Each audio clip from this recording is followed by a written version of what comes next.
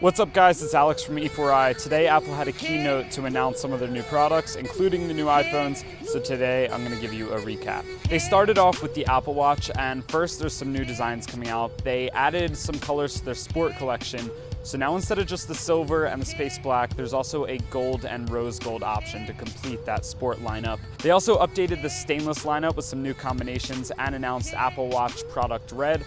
Also, the sport bands, there's a ton of new colors that are the fall 2015 edition, and also some new Hermes products. There's 3 new Hermes bands which will be available in October in select stores. They look pretty cool, they look like really high quality leather, and there's some custom watch faces to go along with those. And finally, watchOS 2 for Apple Watch will be coming out this month.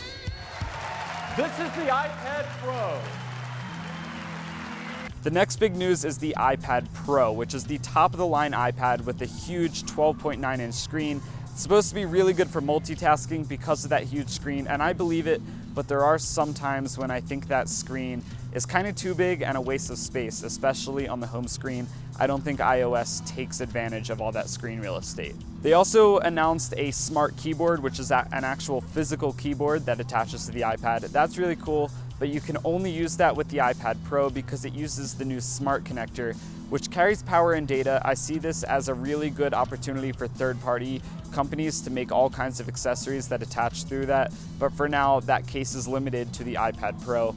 And also new is the Apple Pencil, which is also limited to the iPad Pro, but it seems like a really cool attachment. It's going to be $99, and it can detect position, force, and tilt, and it uses a lightning connector to charge. It seems really nice. There's definitely been a lot of people wanting a stylus on the iPad for a long time, so here it finally is.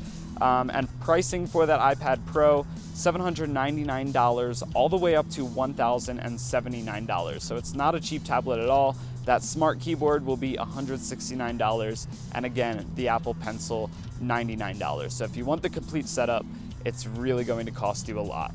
The Apple TV was also updated. The hardware changed a little bit, so it's a little bit thicker now. There's a new user interface. It looks way brighter, way nicer to look at. But now there's actually tvOS, so people can develop apps for it, play games on Apple TV. And one of the main improvements is that Siri is integrated into Apple TV. So you can literally just talk to your TV and search, do whatever you want, mainly through that. Beyond using Siri though, there's a completely new redesigned remote, which can be used as a gaming controller, but also has a glass trackpad on it, so you can use that to scroll instead of constantly clicking through all the buttons. Next up is iPhone. Now the main feature of the new iPhone 6s and 6s Plus is 3D Touch. So it's a force sensing screen similar to the Apple Watch, where you can actually push harder for different actions. So it's kind of like doing a right click, and they showed it off as kind of a peek and pop type action, where you can hold down, peek into certain items, and then pop into them if you keep holding.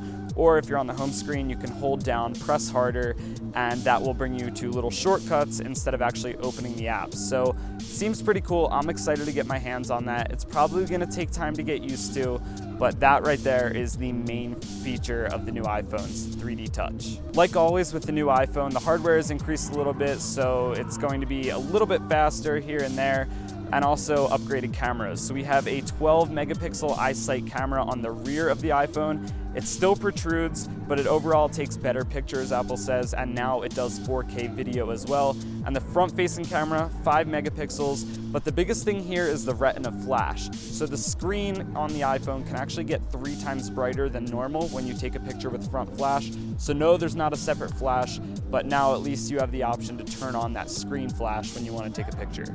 And lastly, in the camera app, there's live photos. So you can actually, when you take a picture, press down on it afterwards and it will show you a little video clip because it saves a little bit of video before and after you take each picture. It's a little bit weird. I don't know how I feel about that. We've definitely seen other things like that, especially on the HTC side of things. It seems like a cool feature. I'm excited to play around with that as well, but it's definitely going to take up a lot of storage space. Apple also added another color, so now we have rose gold in addition to the space gray, silver, and gold we had before. So there's a 4th color and matching lightning docks to match all those colors as well. Unfortunately, 16 gigs is still the entry level. I was hoping it would be either 32 or 64. We're in 2015. 16 gigs really doesn't cut it on an iPhone anymore. You'll be able to pre-order on September 12th and pick up on September 25th, so we're not that far away.